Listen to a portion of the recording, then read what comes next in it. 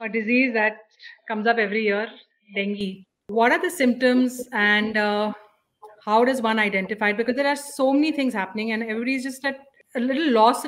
Is this or is it this? We don't know what to make of each.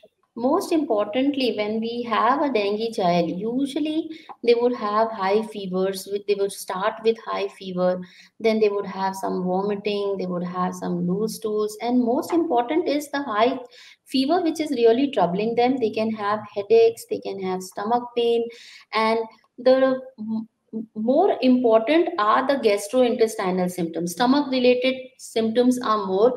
They would have loss of appetite, and they would be very like feeling weak and all. They would not want to really do as much as they would in normal viral, where they would like in between the fever they would be fine. But in dengue, usually most of the time they would feel quite sick, and then sometimes they would have the stomach pain so much they are not able to eat, so they can have complications and danger signs which we should know of as a parent. So the danger signs would be like normally the fever would be there for 3 to 5 days. And once the fever goes, after that, some 2, 3 days is the time when most of the complications of dengue happen. So most importantly, we should know that if what are the warning signs for dengue. So basically, if your child has persistent vomiting and your child has stomach pain, is not able to take orally, having giddiness, or they have any bleeding from the nose or from the stools if they are black, that is something which is a warning sign. So we would like definitely to like not wait for the child to deteriorate, go as early to your pediatrician, whomever you consult. Okay. So is dengue treatable with antibiotics or you don't use that for treatment?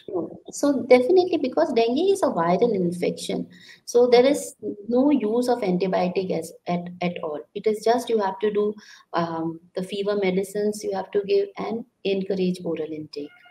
Vomiting So are there medicines if some the do's child and is don'ts that vomiting. you recommend where what medication and eating?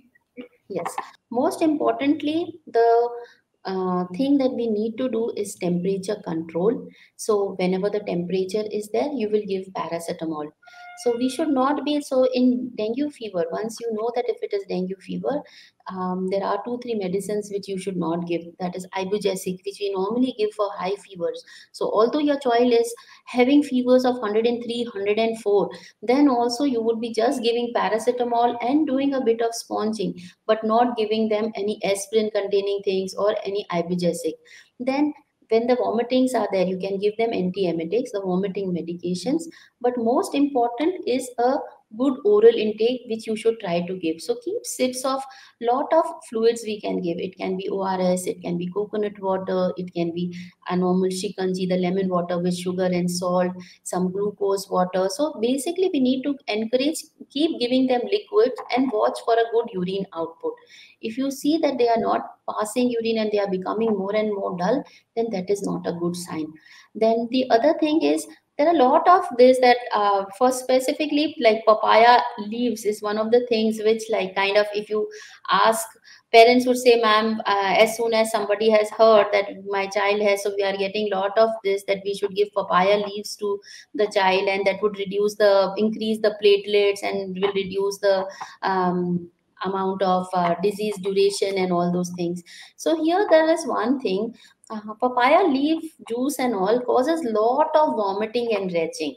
So rather than the papaya, because platelet counts usually can fall and it can fall very drastically, but the most important thing that we need to do is increase fluid level for the child. But what are the things that normally increases platelet? We can give pomegranate, we can give kiwis, we can give dragon fruits, we can give papaya. But things which will cause more vomitings and will ultimately lead to dehydration is something which we can avoid for children especially.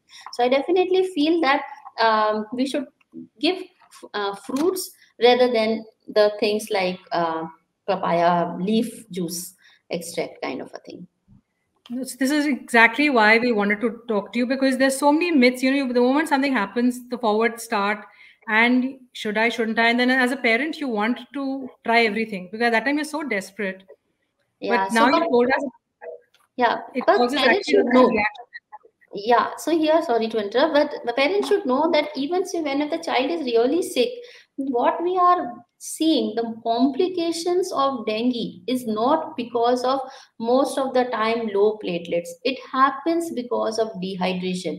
It happens because the child is not able to take orally. It happens because dengue has lot of capillary permeability, and lot of fluids are going outside, and if the child is not taking enough normally, they would get dehydrated. So whatever the complications of dengue in the form of shock, in the form of bleeding, in the shock, the vital organs getting involved, is mostly because of dehydration. Platelets, even if they fall, we usually say just keep giving the child liquids more. Yes, we will keep a watch on the platelet counts, which we do serially with seeing the blood counts of the child, but it is something which will spontaneously increase.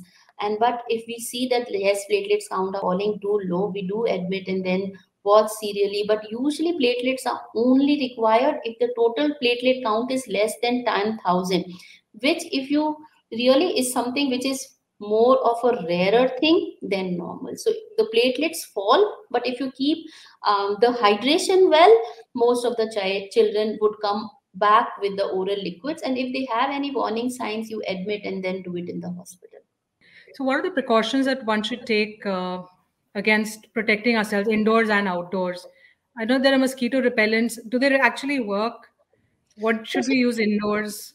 I mean, stuff like that, if you can help us. okay.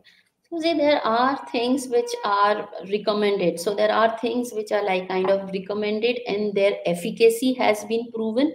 So these are something which are usually containing DEET kind of a thing. And then there are natural things which have citronella, which has germaniums, which have these eucalyptus oil and all those things. So there, here we should know that although the natural things, they are safe as such, but how much is the efficacy, it is not something which is proven. So if you use a natural product, they are very short lasting. So usually most of the natural products last for only 2 hours. So when we are like at home, definitely, especially for smaller, less than 2 months, we should not be using any repellents. It is not recommended, whether it is natural or whether it is medicinal, it's not recommended. They should be, netting is what, so you have to put a mosquito net for the child, whether they are sleeping or whenever they are like, even when you are going outside in their what do you say, the trolley and all, the net should be there, so you have to put that. And for older children and all, repellents can be put, but the most important thing is there are few things that we have to encourage and educate our children.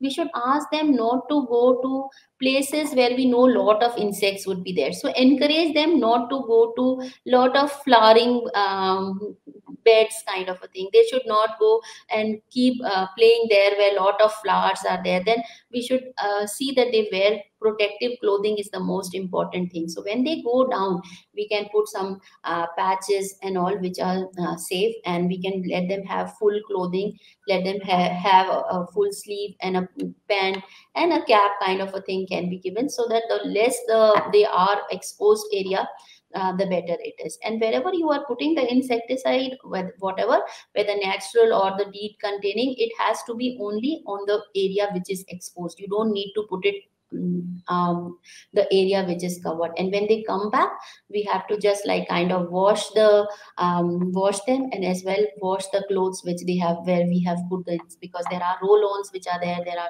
patches. So whatever we are using, we have to just wash and use again. And for small children, please avoid putting insecticides on their hands, because they will have the habit of putting it into the mouth. So that way we should like kind of see what we have to just see that they should not be taking it inside the mouth and all. And at home there are one more things. If we have some all the on the windows and all, there are screens which for mosquitoes and all, and when you sleep, a mosquito net on the bed is something which is good for us as well as our children. Yeah, that makes sense. Indoors, as much as you should shut it. I think it's around 5 o'clock. Around that time is when these mosquitoes come out. And one more thing, like all the coils and all which are mosquito repellents is something we should as much avoid as possible, because they lead to lot of toxic fumes and lot of pollution in terms of the smoke that come out. So that is always something which, if avoidable, kind of. Yeah, we have enough pollution to deal with anyway. Yes, correct. Definitely. Okay, we have one last question, Dr. Agarwal. Can you get dengue for a second time? If you've already been infected, do you get it for a second time? Is it possible? Yeah, so dengue virus has four types of dengue virus. So if you are infected with one type of dengue virus, you are protected and have immunity for that type. So if you have one time dengue, you are protected for that particular type, but you can get infected for the other three serotypes of the dengue virus.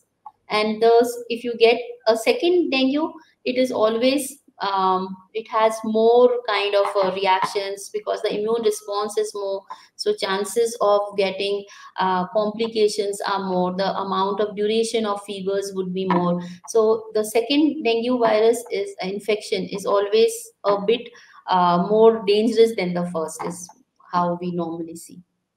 Oh, I did not know that there were four types of different types. So Because there are four types are there. so basically we have to be careful. So just because you got it once doesn't mean that you're not going to get it again. Yes, you All can get precautions need to be taken.